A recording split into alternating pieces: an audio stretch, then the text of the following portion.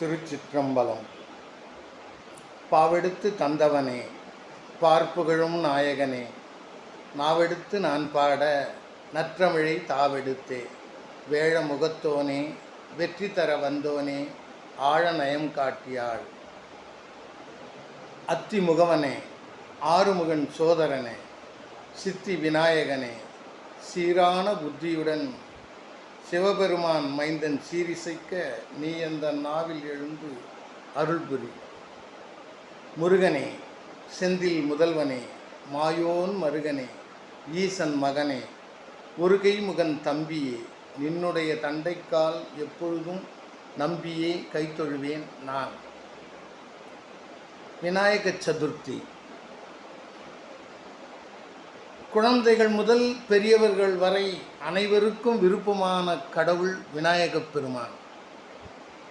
நாம் செல்லும் கோயில், குளக்கரை, ஆற்றங்கரை, ஏரிக்கரை, தெருக்கோடி, முட்டுச்சந்து என எல்லா இடங்களிலும் நீக்கமர நிறைந்திருப்பவர் விநாயகப் பெருமான். விநாயகப் பெருமான் ஆவணி மாதம் வளர்பிறை சதுர்த்தி அன்று தோன்றி அருளினார். எனவே ஆவணி மாதம் வரும் வளர்பிறை சதுர்த்தி விநாயகர் சதுர்த்தி என்று கொண்டாடப்படுகிறது.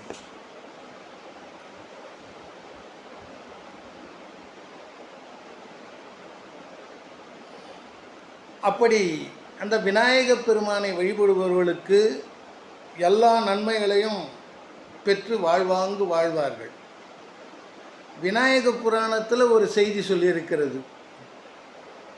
தேவர் முதலான யாவரும் விநாயக கடவுளை போற்றி வழிபாடு செய்து அறம், பொருள், இன்பம், வீடு என்று சொல்லக்கூடிய அடைந்த வரலாறுகள் உண்டு.